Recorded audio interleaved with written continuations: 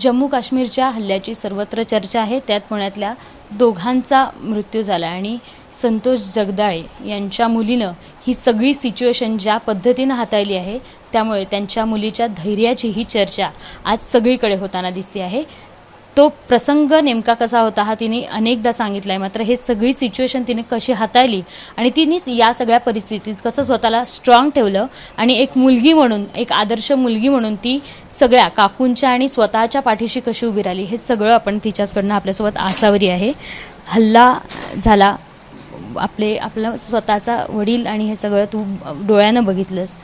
ते 15 मिनटं तू सांगितलेस, ते 15 मिनटं थोडक्यात सांग काय होते आणि ही सगळी सिच्युएशन तू कशी हाताळली ती? जे झालं इन्सिडेंट त्याच्यामध्ये मला दिसलं की माझ्या वडिलांना गोळ्या लागल्यात, माझे जे काका आहेत त्यांना गोळ्या लागल्यात. आम्ही 5 जणं फिरायला गेलो होतो. सो 2 जणं जे मेन होते, ज्यांच्या जीवावर आम्ही आलो होतो, ज्यांच्यावर डिपेंडंट आहोत आम्ही, ते गेलेत. आणि म्हणजे प्रॅक्टिकल ह्याच्यासाठी, कारण त्या दोघींसाठी ते त्यांचे नवरे आहेत आणि माझ्यासाठी ते दोघं पण माझ्या एक तर माझे वडीलच आणि दुसरे माझ्या वडिलांच्याच इतके माझ्यासाठी त्याच स्थानावर आहेत, म्हणजे वडीलच. तर त्या दोघांचा जेव्हा श्वास बंद झालेले मला दिसले तेव्हा मला असं वाटलं की एव्हरीथिंग इज फिनिश्ड. बट आता या दोघी माझ्यासाठी इम्पॉर्टंट आहेत. म्हणजे मला माझी आई आणि त्या काकू, त्या दोघींना कसंही करून वाचवायचं हे माझ्या डोक्यात होतं. आणि आजूबाजूला बघितलं तर जी लोकं जिवंत होती तर ती पळत होती. सो मला वाटलं की हां, म्हणजे हे पळतात म्हणजे आता पळूच जाऊ शकतो ॲटलिस्ट, तेव्हा तरी फायरिंग नाही होणार. सो मला माहीत नाही, तेव्हा असं म्हणतात ना, ते एक सपोर्ट असतो जो आपल्याला मिळत असतो, जो आपल्याला दिसत नाही आणि सिक्स सेन्स आपला तेव्हा वर्क करतो. सो त्या सिच्युएशनला मी त्या दोघींना उठवलं. मी म्हटलं आपण नाही गेलो तर आपण मरू. त्या रेडी नव्हत्या उठायला. काकू म्हटलं आता आपण जगून काय फायदा आहे. मी म्हटलं असं नाही, आपल्याला आपल्या मागे फॅमिली आहे. मी त्या दोघींना उचललं. त्यांना उचलून मग मी म्हटलं की आता काही झालं तरी आपल्याला इथनं निघायचं आहे. आपण खाली गेलो तर ह्यांना मदत मिळेल. जे की मला माहिती होतं की जरी मिळाली तरी I don't know how much it is going to work, किती % चान्सेस आहेत, बट ते एक असतं ना की नाही मिळेल काहीतरी ह्याच्यामधून. सो मी त्या दोघींना घेऊन निघाले. आम्ही निघालो चालत, तर इतका चिखल होता, एक ऑलमोस्ट अर्धे पाय बुडतील इतका. त्याच्यात आम्हाला शूज पण उचलता येत होते, कारण आम्ही घोड्यांवरून आलो होतो. तर घोड्यांवरनं ते इझी होतं, बिकॉज घोड्यांचं दे हॅव दॅट जजमेंट की किती खोल पाय जातो आहे वगैरे. त्याच्यामध्ये माझी आई 2दा पडली. तिला उचललं आणि तिथनं मग तो घोडेवाला जो आम्हाला घेऊन आला होता वर, तो इतका चांगला माणूस होता की काही लोक पळून गेली होती त्यांचे घोडे घेऊन, की त्यांना काही म्हणजे त्या घोड्यांना काही व्हायला नको किंवा त्यांचं नुकसान व्हायला नको, किंवा तिथल्या लोकांना पण मारलं होतं असं काही गॅरंटी नव्हतं की त्यांना पण काही होऊ शकेल. तर तो म्हटला की नाही, हम लोग आपके लिए रुके हैं, आप हमारी रिस्पॉन्सिबिलिटी हो, हम यहाँ से आपको सेफली नीचे लेके जाएंगे. तर त्यांनी आम्हाला तिघींना पण घोड्यावर बसून खाली पोहोचवलं. त्यानंतर मिलिटरी आली आणि ते पुढचं सगळं सिस्टम झालं. फक्त झालं असं की तो जो मधला टाईम होता ना, की त्यांना रेस्क्यू करून बाहेर म्हणजे त्यांना काढलं आहे तिथनं आणि त्यांना त्यांच्यावर उपचार सुरू झालेत हे समजायला 1 तासभर गेला. तो खूप हॉरिबल टाईम होता सगळ्यांवरच. म्हणजे जिथे जेवढी पण इंजर्ड लोक होते, असं नाही की मी फक्त माझाच विचार करते असं नाही, कारण मी बघितलं की तिकडे माझ्या सारखीच एक फॅमिली होती, न्यूक्लिअर फॅमिली, आई वडील आणि मुलगा. तो मुलगा खूप लहान होता, 7th 8th मधला मुलगा असेल, आणि त्यांनी त्याच्या वडिलांना इथे गोळी लागताना बघितलं. तर तो रडत होता. सो मी त्याच्याकडे गेले, त्याला म्हटलं काही नाही होणार, they will be safe, they have been rescued. मी त्याला सांगत होते की मी स्वतःला सांगत होते, हे मला समजत नव्हतं, पण तो रडताना बघून मला कळत होतं की आपण एकटेच या सिच्युएशनमध्ये नाही आहोत, आपल्यापेक्षा पण वाईट गोष्टी काही लोकांसोबत घडल्या आहेत. सो तो जो मुवमेंट होता ना, तो जो 1 तास होता ना मधला, तो खूप हॉरिबल होता, कारण आम्हाला काहीच कळत नव्हतं. त्यांचं एवढंच होतं की त्यांना नेलं आहे, त्यांच्यावर उपचार चालू आहेत आणि ते आर फाईन. नंतर आम्हाला एका सेफ ठिकाणी त्यांनी लोकेट केलं, तिथल्या लोकल पोलिसांनी आणि आर्मीने. तिथे आम्हाला खूप वेळ म्हणजे काहीच कळत नव्हतं. सो मी खूप सारे कॉन्टॅक्ट्स इथे पुण्यात माझ्या फ्रेंड्स थ्रू, काही पॉलिटिकल लीड्स थ्रू आणि काही आर्मी, आता माझ्या फॅमिलीमध्येच काही आर्मीवाले आहेत तर त्यांच्या थ्रू कनेक्ट करून की तिथे लोकली कोण आहेत ज्यांची हेल्प मिळू शकते. माझ्या वडिलांचे फ्रेंड्स होते इथे जे मला कनेक्ट करायचं ट्राय करत होते. एक तर फोन नव्हता इथला लोकल. लकीली त्या काकूंना समजलं की त्यांच्या हस्बंडकडे म्हणजे एक लोकल कार्ड त्यांच्या मोबाईलमध्ये होतं. त्यांना मारल्यानंतर त्यांनी त्यांचा फोन तरी काढून घ्यायचा, तेव्हा त्यांच्या डोक्यात आलं, म्हणून आम्ही तेवढं तरी कनेक्ट करू शकलो. गोळीबार झाल्यानंतर फोन आणि सगळं काढलं? हां, म्हणजे मी नाही काढले, माझ्या वडिलांचे फोन अजूनही त्यांच्याकडेच आहेत, ते मिळतील अशी आम्हाला त्यांनी शाश्वती दिली आहे. पण त्यांनी लकीली तो काढला, त्याच्यामुळे ॲटलिस्ट त्या फोनवर लोकली सगळं चालत होतं म्हणून आम्ही कनेक्ट करू शकत होतो इथल्या लोकांना. आणि इथल्या लोकांकडनं जे इथे पॉलिटिकल म्हणा किंवा जे फॅमिली फ्रेंड्स होते त्यांच्याकडनं आम्हाला खूप म्हणजे मला खूप लीड्स मिळत गेले. मग मला 1 by 1 फोन कनेक्ट व्हायला लागले. मग तिथल्या लोकल छोट्या छोट्या गोष्टी कळल्या. मग तेव्हा मला कळलं की श्रीनगरला त्यांना नेलं आहे. That was fake. I don't no, म्हणजे नेलं असेलही. जे लोक सिरियसली इंजर्ड होते किंवा जे वाचतील असं त्यांना वाटत होतं त्यांना नेलंही असेल त्यांनी. या सगळ्यामध्ये खूप मधला वेळ गेला. म्हणजे you can imagine from 5 PM to 11:30 that time was horrible.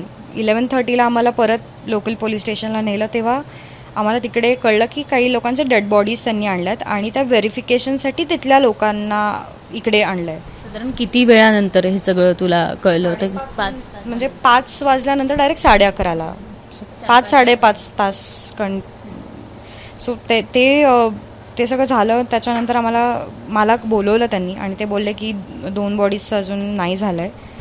3-4 होत्या, त्यातल्या 2 जर नाही झालं तर तुम्ही बघता का म्हणून.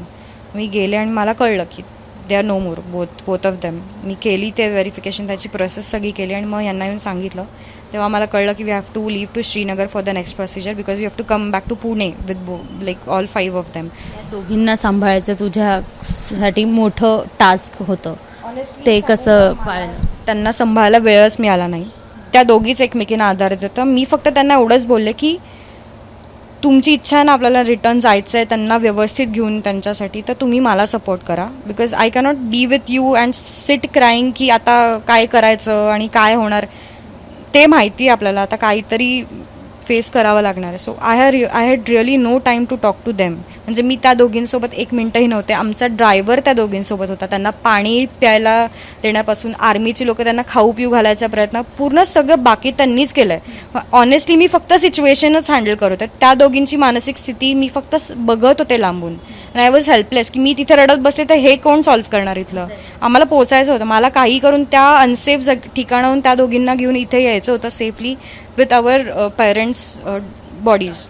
सो ते खूप इम्पॉर्टंट होतं आणि त्याच्यामुळे मग माझं तिथे फार लक्ष नाही गेलं. मी तिथनं जेव्हा मी आर्मीसोबत कनेक्ट झाले त्यांच्यामुळे आम्हाला सेफ जागा मिळाली राहायला. तिकडनं मग त्यांचा मुलगा आला त्या काकूंचा. ती साधारण नेमकी कशाची भीती वाटत होती तुला? सगळ्या आपल्यावर फायरिंग होऊ शकतं आणि आपण मरू शकतो एवढीच भीती आहे. मग तिथे वेगळी भीती वाटण्यासारखं काही नाहीच आहे. तेवढंच आहे. म्हणजे मोठा आवाज जरी झाला मोठा तरी आम्हाला असं वाटतं की कुठून तरी गोळी झाडतंय. आणि आत्ता म्हणजे आम्ही मी जेव्हा फ्लाईटमध्ये बसलो सो तिकडे त्या लॉबीमध्ये एअरपोर्टच्या एक ड्रम होता आणि तो वाजला. सो आई सकट मी आणि त्या काकूसुद्धा आम्ही दचकलो की हे काय वाजलं. जो ऑफिसर होता आर्मीवाला तो म्हटला कुछ नहीं ड्रम है आप टेन्शन मतलब हम लोग है यहाँ पे. तुम्हाला कळतं आहे ना की इम्पॅक्ट किती आमच्या लाईफवर झाला आहे. तो मोठा आवाजही आम्हाला सहन नाही होते.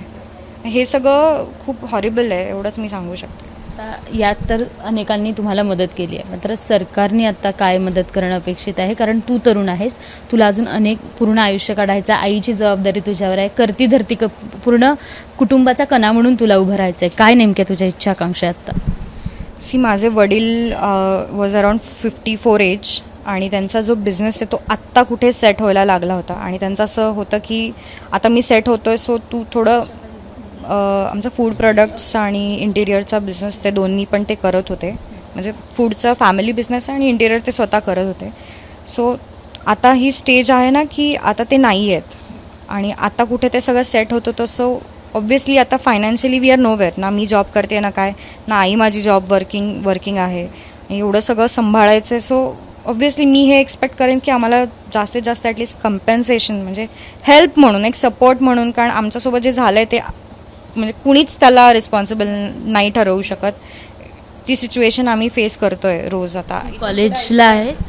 माझं शिक्षण जस्ट संपलं आहे. आता मी पुढचं बघणारच होते पण आता त्या सगळ्यामध्ये हे सगळं झालं आहे आणि आय डोंट नो की आता मी कसं आणि कुठून स्टार्ट करायचं आहे. बट ॲटलिस्ट गव्हर्नमेंटनी या गोष्टीसाठी सपोर्ट केलं तर आम्हाला कुठेतरी एक सपोर्ट राहील की हां म्हणजे we don't have to go to someone's place to knock the doors and get some money right. So हे खूप आमच्यासाठी आहे की जर ॲटलिस्ट काहीतरी त्यांनी त्याच्यामध्ये मला एखादा जॉब प्रोव्हाइड केला, मे बी से गव्हर्नमेंटमध्ये किंवा कुठेतरी की जिथे I can be I have a good job security आणि मी त्या पैशांमुळे माझं हे घर चालू शकेल जे माझे वडील चालवत होते. बिकॉज या एजमध्ये मी आईला नाही सांगू शकत ना की you do something. Obviously it's my responsibility. I am शिक्षण काय झालंय साधारण? माझं MBA झालं आहे आणि त्याच्यानंतर मी डिप्लोमा लेबर लॉज आता जस्ट रिसेंटली मी केलं. I am expecting the result now, but इथून पुढे आय हॅव टू.